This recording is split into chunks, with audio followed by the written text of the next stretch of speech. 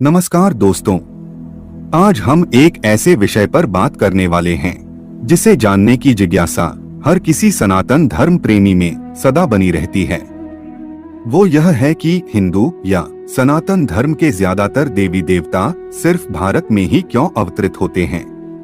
तो आज इस वीडियो में हम आपको उन सभी प्रश्न के उत्तर देने का प्रयास अवश्य करेंगे और इस वीडियो में आप कुछ ऐसे रोचक तथ्यों के बारे में भी जानेंगे जिनसे आप अब तक अपरिचित हैं। ऐसे ही और जानकारी लेते रहने के लिए सूर्यलोक चैनल को सब्सक्राइब अवश्य करें। विलंब न करते हुए आरंभ करते हैं।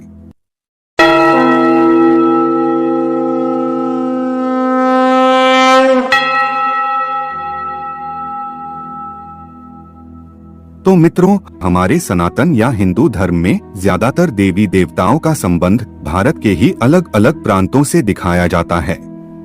फिर वह चाहे प्रभु श्री राम हो जो अयोध्या नगरी में अवतरित हुए थे, या फिर भगवान श्री कृष्ण जिन्होंने अवतार लेने के लिए पवित्र मथुरा नगरी को चुना।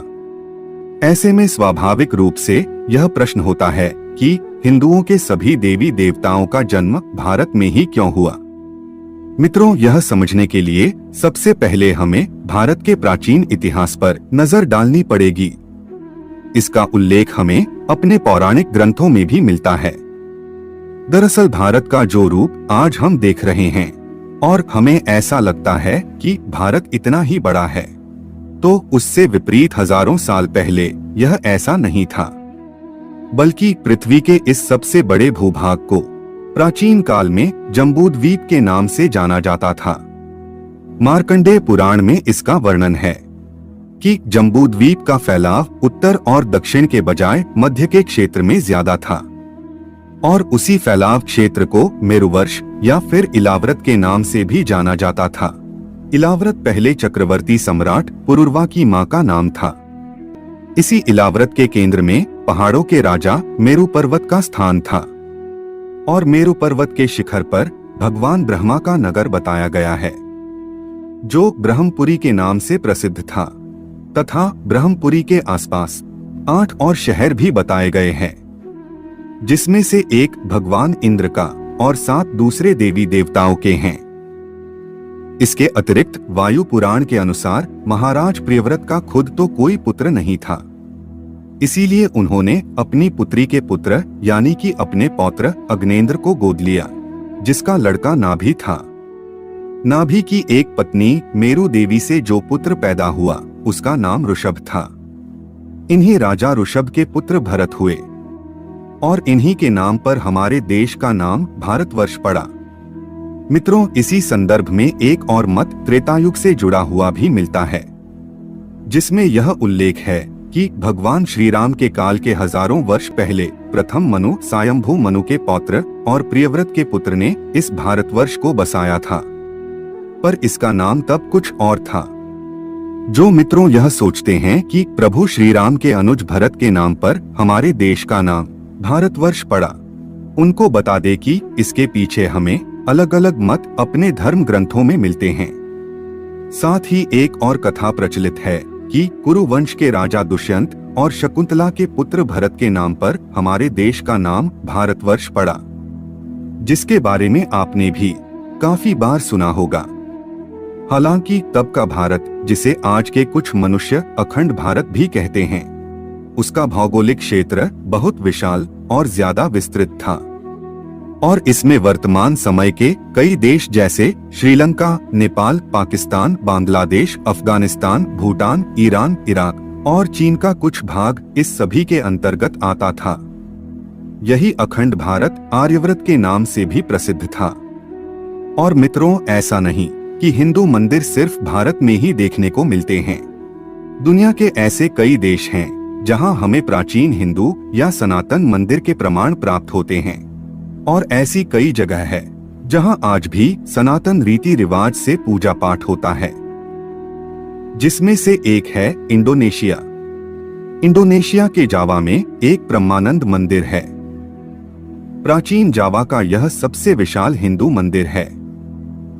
यह मंदिर खासतौर पर ब्रह्मा, विष्णु और महेश को समर्पित है।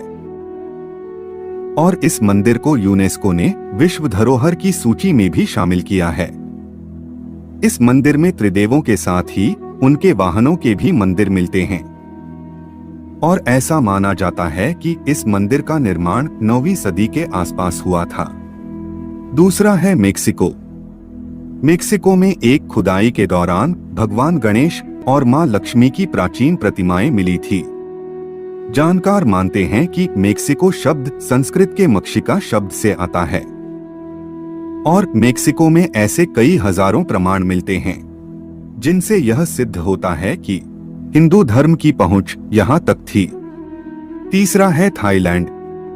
थाईलैंड के राज परिवार पर सदियों से हिंदू धर्म का गहरा प्रभाव रहा है। वहां के लोगों का यह मानना है कि थाईलैंड के राजा भगवान विष्णु के ही अवतार हैं और तो और सनातन भावना का सम्मान करते हुए ही थाईलैंड का राष्ट्रीय प्रतीक भी गरुड़ रखा गया है। इसके अलावा बाली में पूरा तमन सरस्वती मंदिर और जावा में स्थित सिंहश्री शिव मंदिर भी मौजूद है, जो इस बात का प्रमाण है कि अखंड भारत काफी दूर तक फैला हुआ था और हिंदू धर्म की नींव सिर्फ उस भारत से ही नहीं निकली है जैसा भारत हमें आज के समय में नजर आता है। अब बात करते हैं स्पेन की। तो स्पेन में हजारों वर्ष पुराना एक मंदिर है जिसमें भगवान विष्णु की प्रतिमा अंकित है और कुछ वर्ष पहले ही रूस के वोल्गा प्रांत में भगवान विष्णु की मूर्तियां प्राप्त हुई और इतिहासकारों के मुताबिक यह मूर्तियां 7वीं से 10वीं सदी के मध्य की थी और उनका मानना है कि यह गांव 1700 साल पहले एक प्राचीन और विशाल शहर हुआ करता था तथा सन 2007 में यहाँ से मूर्तियां प्राप्त हुई और 7 वर्षों से उत्खनन कर रहे समूह के डॉक्टर कोजिनका का कहना है कि मूर्ति के साथ ही उन्हें उत्खनन के समय प्राचीन सिक्के, पदक, अंगूठियां और शस्त्र भी मिले थे। अब बात करते हैं कंबोडिया की। तो कंबोडिया में भी कई बड़ी संख्या में हिंदू तथा बौद्ध मंदिर देखने को मिलते हैं, जो इस बात का जीता जागता उदाहरण है कि कभी यहाँ भी हिंदू धर्म अपने चरम पर था और माना जाता है कि पहली सदी में कौंडिन्य नामक एक ब्राह्मण हिंद चीन में हिंदू राज्य की स्थापना की थी और इन्हीं के नाम पर कंबोडिया बना। हालांकि कंबोडिया की प्राचीन दंत कथाओं के अनुसार इस कंबोडिया की नींव आर्य देश के राजा कंबू स्वयंभू ने डाली थी, जो स्वयं एक बहुत बड़े शिव भक्त थे। तो मित्रों, उम्मीद है कि आप समझ पाए होंगे कि प्राचीन काल में सनातन धर्म की जड़ें पूरी दुनिया में फैली हुई थी और आज के समय में हमारा सनातन धर्म भारतवर्ष में सबसे ज्यादा केंद्रित है। इसीलिए हमें जो दंत कथाएं सुनने को मिलती है वह अपने आसपास की ही सुनने को ज्यादा मिलती है। परंतु सत्य तो यह है कि कालांतर में जम्बू द्वीप के खंडित होने के पश्चात अनेकों नए नए देश बनते गए और भारत सिमटकर पहले से काफी छोटा रह गया। तो मित्रों, उम्मीद है आपको हमारी आज की यह प्रस्तुति पसंद आई होगी और यदि आपका कोई सुझाव या फिर शिकायत या प्रस्तुति में कोई त्रुटि हो तो नीचे कमेंट के जरिए आप हमें जरूर बताएं। और ऐसे ही कई आध्यात्मिक और ज्ञानवर्धक तथा धार्मिक जानकारी के लिए हमारे YouTube चैनल सूर्यलोक को सब्सक्राइब अवश्य करें तथा कमेंट में हर हर महादेव लिखना न भूलें।